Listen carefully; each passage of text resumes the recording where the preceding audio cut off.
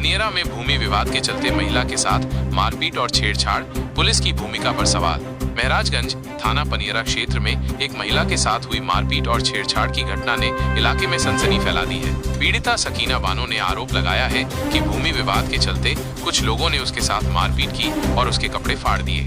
पीड़िता के मुताबिक 18 दिसंबर को जब वो अपने घर से पुराने घर जा रही थी, तब रास्ते में कुछ लोगों ने उसे घेर लिया और उसके साथ मारपीट शुरू कर दी।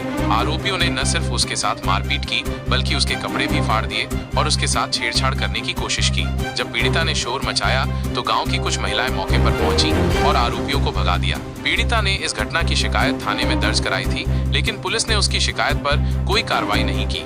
मजबूर होकर पीड़िता को पुलिस अधीक्षक से गुहार लगाना पड़ा। इस घटना के बाद पुलिस की भूमिका पर सवाल उठ रहे हैं। आखिर क्यों पुलिस ने पीड़िता की शिकायत पर कोई कार्रवाई नहीं की? पीड़िता ने बताया कि उसके जमीन पर गांव के कुछ लोग कब्जा कर रहे हैं। इसी भूमि विवाद के चलते ये घटना घटी है। पीड़िता ने आरोपियों के खिलाफ कड़ी कार्रवाई की मांग की है। सर, हमारा नाम सकीना बानो है। कहाँ रहने वाली है? रामपुर मौजा रानी टोला का। क्या मामला है? ज़मीन का मैटर है। ज़मीन से संबंधित मुकदमा चल रहा है और उसी की वजह से लोग 50 साल से हमारा कब्जा है। चकबंदी के समय से हमारा नंबर भी है। सब यहाँ से वाले सब मेरा नंबर है। नंबर में मेरा चकबाहर में घर बना है। आगे सड़क की ज़मीन है। ये लोग उसी के आगे का मेरा थोड़ा नंबर और सड़क की ज़मीन यही सब कब्जा करने के लिए सब नाव पत्थरों मचाए हैं। आज हमारे खिलाफ दरखास्त दी है एसओ के पास कि ये सकीना घर बनवा रही है। हमें सिपाही लोग आए मौके पर, देखे और बोले कि सकीना तुम चले जाओ पनियरा। मैं पनियरा आई। उसके बाद ये अपने औरतों को लाकार दिए। हमारी सारी सब्जी थी, कुनरू और लौकी और सब साफ सब्जी था, मेरा सब ढकेल के उखाड़ के नोच नाच के गिरा दिए लोग। उसके बाद मैं वहाँ से आई, मैं एक एप्लीकेशन दी, वहाँ से फिर आई घर। फिर बिहान भर साहब बुलाए तो वहाँ मैं गई। इन लोगों को भी लेकर गए, सब लोगों को। और हमारी बहू उस झमड़े को बांध दी। मैं झूठ नहीं बोलूँगी कि उस झमड़े को फिर हमारी बहू बांधी। और उसके बाद वहाँ से ये लोग हमको वहाँ धमकाने लगे। वहीं थाने पर एसओ के सामने धमकाए, कहे चलो घर आते हैं, तुम घर आओ तब बताएंगे। मैं बोली कि साहब हम घर नहीं जाएंगे, हमको ये लोग मारेंगे।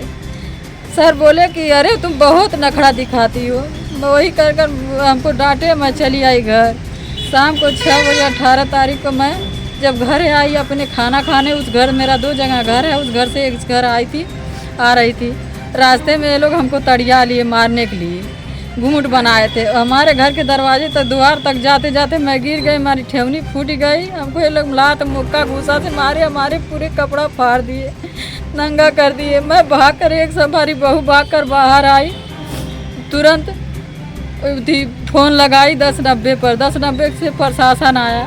प्रशासन देख कर गया, बोला कि चौकी चले जाओ। मैं चौकी गई, अपनी साल ओढ़कर मैं चौकी पर साहब लोगों को दिखाई। उसके बाद मैं थाने पर आई। बिहान भर मैं थाने पर आई। सब लोग बुलाए उन लोगों को। उसके बाद कुछ नहीं बोले। फिर हम लोग शाम को घर चली आई।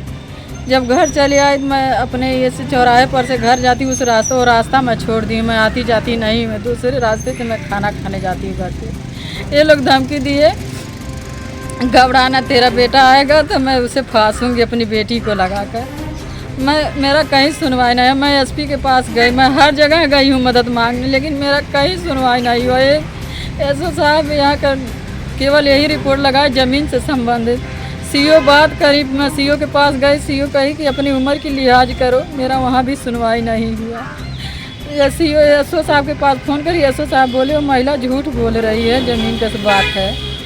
ज़मीन के बात तो कानून से होती है, लेकिन मारपीट के हमारे पास उतना क्षमता नहीं मारपीट करने के लिए। मेरा बेटा विकलांग है।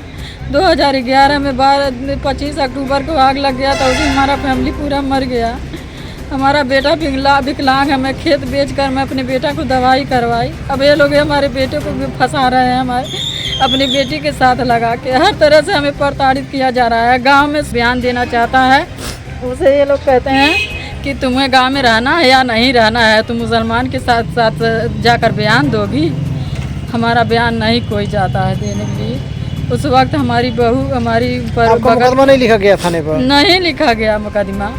गए वहाँ पर गए सीईओ ऑफिस पर बुलाया गया। वो बोले कि जाओ 4 गवाह लेकर आओ तो तुम्हारा मुकदमा लिखा जाएगा। गांव में कोई मेरा गवाही नहीं कर रहा है।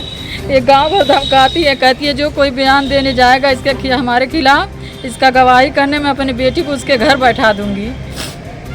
ये धमकाती है। गांव में कोई नहीं हमारे तरफ से है। हर कोई किसी को यही कहती है, हिंदू मुसलमान का रट लगाती है।